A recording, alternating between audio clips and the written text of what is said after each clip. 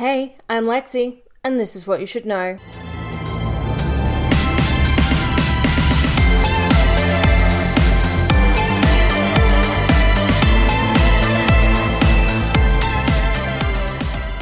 So because you're listening to this podcast, I assume you are very likely to have an interest in true crime, which means you would definitely know the big cases, especially ones like Bundy, Dahmer.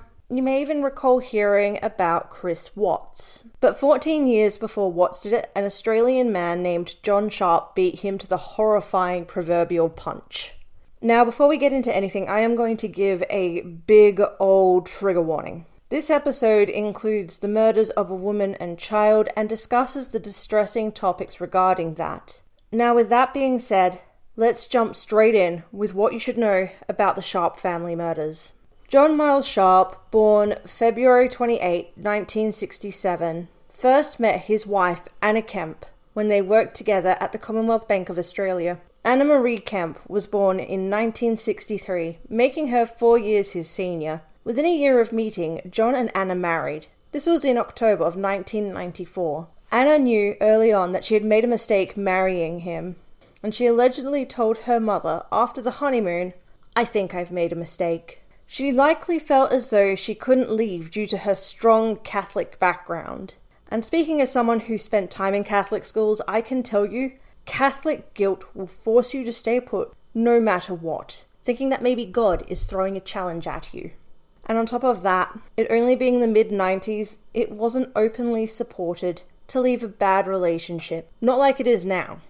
She allegedly had said there was no passion or love. Nevertheless, Anna stayed, and in August of 2002, Anna and John welcomed their daughter, Gracie Louise Sharpe. Gracie, who was born with hip dysplasia, had to go through numerous surgeries and was on multiple medications.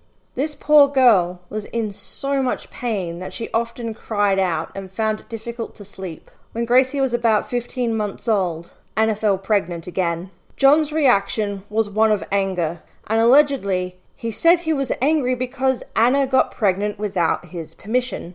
I don't know if he knows this, but for her to get pregnant, he also had to be there. So maybe keep it in a condom if you don't want a baby. But Anna still stayed, not realizing that John had decided that he did not want another child, and that he already saw his daughter as a burden. John had originally agreed to have more children. But as we are all allowed to, he had decided he no longer wanted more.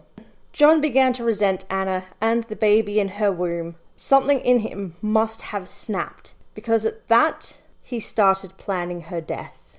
Now, it gets a bit murky with timeline, but sometime before John found out Anna was pregnant again, he went to a local sports shop and purchased a high-powered spear gun that would be used for underwater fishing. This was a strange purchase, as John had never shown any interest in the sport, and it was temporarily left to collect dust, before deciding to take it to his backyard and practice firing once.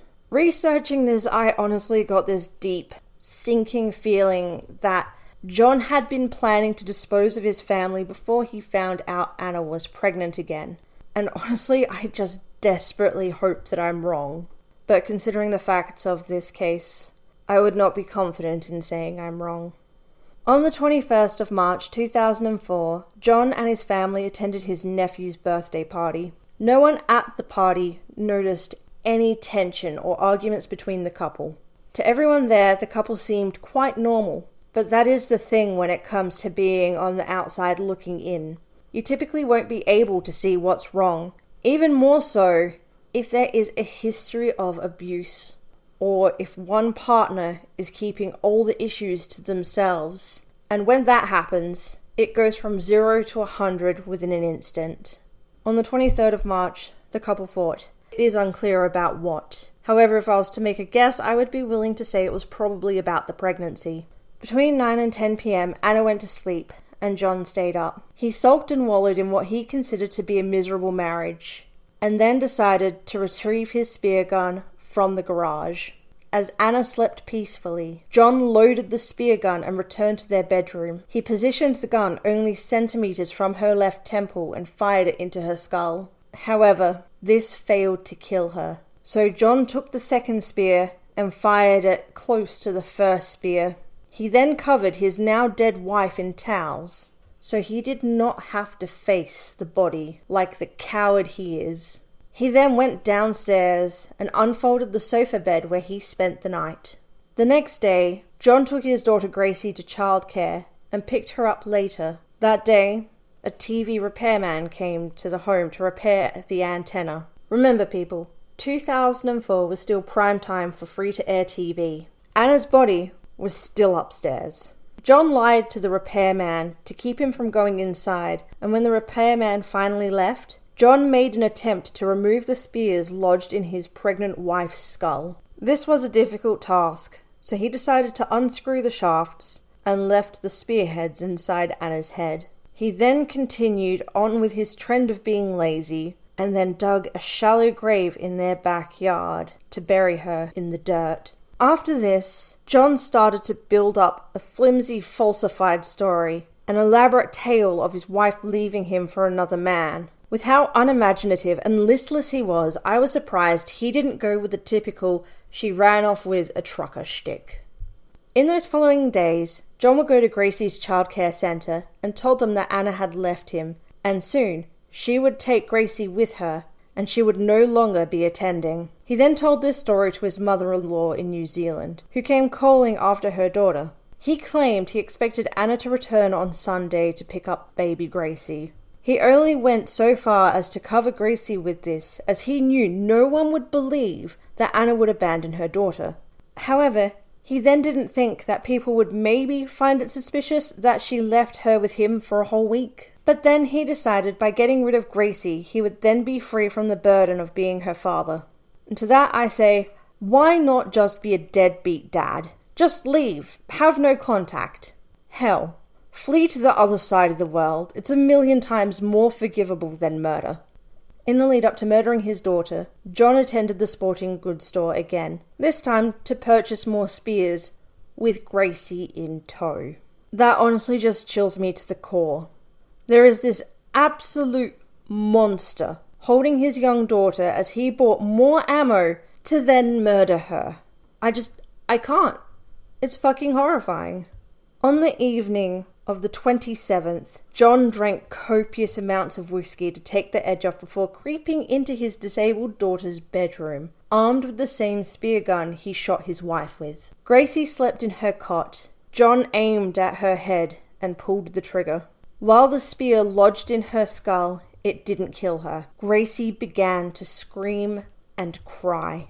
I can't even begin to imagine the terror and pain she would have felt. John rushed down to retrieve more spears and shot her again. This didn't kill the defenseless little girl, so John violently pulled the spear from his daughter's head by pushing his foot down on her chest and wrenching it from her skull. He then shot her a 4th time, finally succeeding in killing her. The next day when he had sobered up, John went to a Bunnings hardware store in Frankston and acquired a roll of duct tape, 2 poly tarps, and an 1800-watt Homelight Elite electronic chainsaw. Once he returned home, John, ever the coward, covered his face with a towel as he could not bear to look at what he had done to his daughter, and pulled the spears from Gracie's head. He then wrapped her in garbage bags, secured the body with duct tape, and shoved the body of his baby girl into his trunk along with some of her toys and the weapon used to end her life. John drove to a Rockley stone tip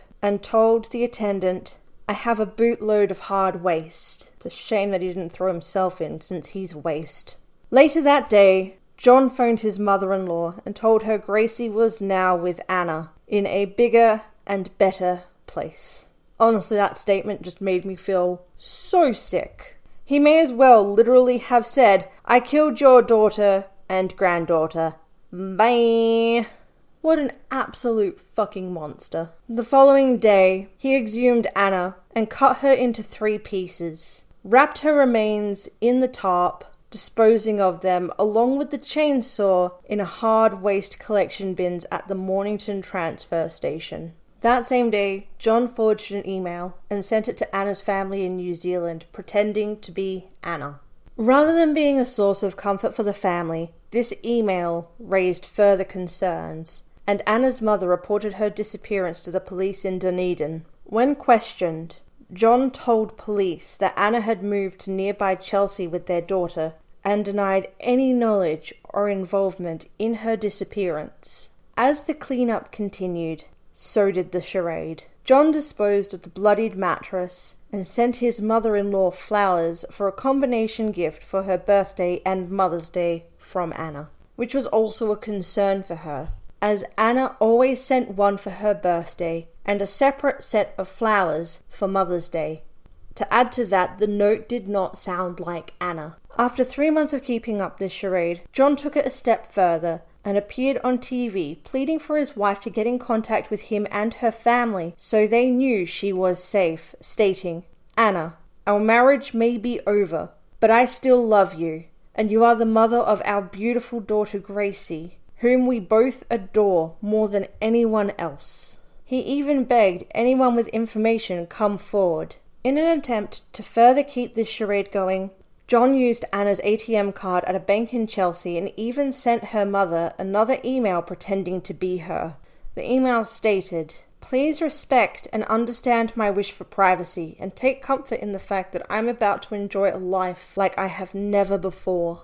Anna's mother became increasingly concerned and reached out to the Dunedin constable, John Woodhouse, to look into the matter. It was his efforts that prompted the Melbourne police to launch a homicide inquiry. Police from Mornington attended the Sharpe home and spoke with John regarding his disappearance of Anna and Gracie. Her family was initially shocked that Anna, a devout Catholic, would have an affair, and were skeptical as she had not reportedly taken Gracie with her immediately. This is something her closest friends and family all agreed she would never do. After they had continually brought up the bizarre behavior in the emails and flowers without any telephone contact, the family was suspicious that something was wrong and that John was lying. John also used Anna's phone and ATM card on several occasions throughout the southeastern suburbs of Victoria to create the impression she was alive and well. On June 10th was when all of John's lies came crashing down around him. John was interviewed by police in Mornington, but insisted that Anna had left voluntarily on the 23rd of March. However, investigators didn't buy a second of it, mainly unconvinced by his story and lack of emotion. If someone who was supposed to be the love of your life and the parent of your child had left and you were heartbroken, you would very likely be extremely emotional. Even if burnt out and numb, it would still show to some degree. He was like a bad actor, reading lines in monotone. Police kept John under surveillance and witnessed him retrieving Anna's phone and bank cards from a hiding place in a public bathroom in Mornington, as well as dumping potential evidence in a bin in Mount Martha. Police had finally collected enough circumstantial evidence to charge him with murder. This included that John had gotten rid of the mattress he killed Anna on and purchased a new one just 2 weeks after her disappearance. Police had also found several scrawled notes in John's handwriting disposed of in bins around Mornington that detailed parts of his cover story and even backup stories. The police searched the house and turned up a receipt for an electric chainsaw, tarps and duct tape. But the real smoking gun was when they uncovered blood of both Gracie and Anna inside the home. When police finally arrested John and brought him to the station for questioning, they had no ideas what horrors would be uncovered. By the end of the interview, John was told he was going to be charged with 2 murders. He gave in and confessed to the gruesome murders and told the police where he had disposed of their bodies. With everything they had, I almost feel as though it will haunt the investigators for quite some time, because when they asked him why he killed Gracie, he chillingly replied, "The child belongs with the mother." Shortly after, a large-scale search was undertaken to find the remains of Anna and Gracie. This took 3 weeks to find them. John claimed that Anna was moody and controlling, and that their marriage was an unhappy one. He even went so far as to complain, saying that she had gotten between him and his family, preventing him from seeing them as often as he liked. And to that I have to say, if he's telling the truth, which I honestly doubt, I don't think he's telling the truth at all. But if you do find yourself in that position, reach out and find help. Judge Bernard Bongiorno was presiding over the trial of the Queen versus John Miles Sharpe. During this case, Judge Bongiorno has been quoted as saying the following: "You had apparently not suffered any health problems at the time of the events giving rise to this case. Although you consulted a general practitioner in the weeks immediately before the 23rd of March 2004 of disturbed sleep patterns, you were prescribed sleeping tablets of 2 different types with little effect, and the doctor discussed with you the possibility of you having an underlying depressive illness. Eventually, the doctor did diagnose depression, but that was only after a consultation on the 1st of June 2004. When your history to him included a false story of Anna having left you, he found that you were agitated and were suffering poor memory and concentration. These findings are not surprising, having regard to the stress you must have been under. These findings are not surprising, having regard to the stress you must have been under as a consequence of having persisted for over 2 months in a public falsehood concerning the fate of your wife and daughter." He then continued to state that Dr. Lester Walton had offered the opinion that the killings were irrational, but he couldn't find any evidence that John was suffering from any psychiatric illness. Judge Bongiorno assumed that meant that John had considered that killing his wife and child were the only options he could see to relieve his state of desperation, and further recounted Dr. Walton stating that John had felt threatened by his daughter, a situation of course absurd and only relative to someone who is deeply insecure. The trial continued from the 26th of April until the 20th of June 2005, with Judge Bongiorno saying, "It is the sentence of the court that on this count of having murdered Anna Marie Kemp, you be imprisoned for the term of your natural life, and on the count of having murdered Gracie Louise Sharpe, you be imprisoned for the term of your natural life. It is further ordered that you serve a minimum of 33 years in prison before being eligible for parole. It is declared that a period of 409 days have been served by your pre-sentence detention in respect of this sentence, and directed that this declaration and its effect be entered into the records for court." With John being sentenced to 2 life sentences without being able to apply for parole until 2037, people began to speculate as to why he murdered Anna and Gracie. I mean, aside from the fact that he was an insecure piece of trash who thought that murder was the best option. Was it really because of their loveless marriage and his lack of desire for another child, or was there a different reason? Allegedly, John had committed sexual crimes against children 2 decades prior. Anna didn't know about the child molestation before marrying him. However, due to his past, some of his family believes he could have been molesting his daughter.